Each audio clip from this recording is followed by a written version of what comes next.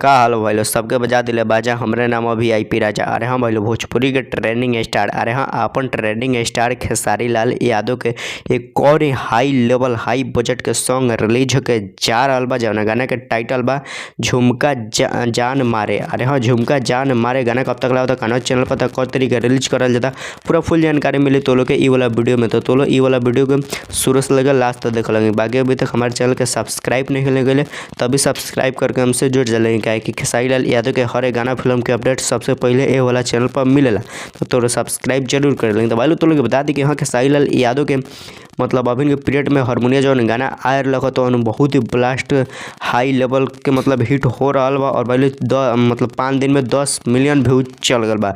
लेकिन भाई लोग खेसारी लाल यादव के जौन ई वाला गाना बा, अरे हाँ जौन ई वाला गाना बा तौना पर मतलब एक दिन में ही 10 मिलियन चल जाए। जौन टाइप से वाला गाना के मतलब शूट करल जाता बनावल जाता। बाकी भाई लोग ई वाला गाना मतलब वीडियो शूट होते समय ओकर क्लिप वायरल होल बा और गाना म्यूजिक के साथ क्लिप वायरल बल बा खेसारी लाल यादव के। बाकी उनमें काम के लिए बड़े नीलम गिरी और खेसारी लाल यादव काम के लिए। बाकी गाना गए बड़े खेसारी लाल यादव और सेल्फी राज गए बड़ी। बाकी भाई लोग गाना आदि शक्ति फिल्म से वरना ग्लोबल म्यूजिक पर आवे वाला बा।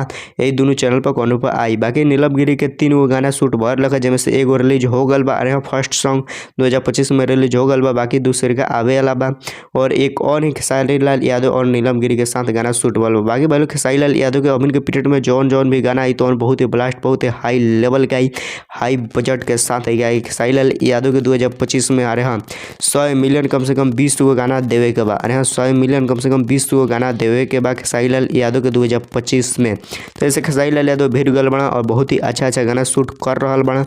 और तो लोग हर गाना मतलब सुने के मिली बहुत जल्दी। बाकी खेसारी लाल यादव के अरे हाँ कल वरना परसों एगो गाने के पोस्टर आवे वाला बा। बहुत ही बारूद वो भी गाना बा बोका म्यूजिक से आवे वाला बा।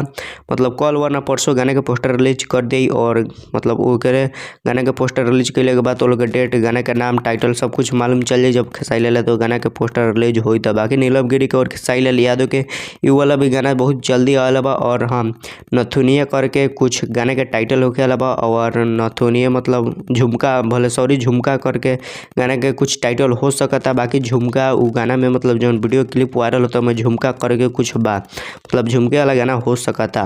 तो बाकी भाई लोग तो लोग ये वाला वीडियो कैसा लगा अच्छा लगे तो लाइक करें, चैनल के सब्सक्राइब कर लें, वीडियो के शेयर कर लें। चलो फिर मिलते हैं कोनो अगला वीडियो के साथ। बाकी तो लोग भी खेसारी लाल यादव को फैन बढ़ा लेंगे तो एगो दिल वाला इमोजी जरूर सेंड कर लेंगे। Thank you so much full video watch करे खातिर।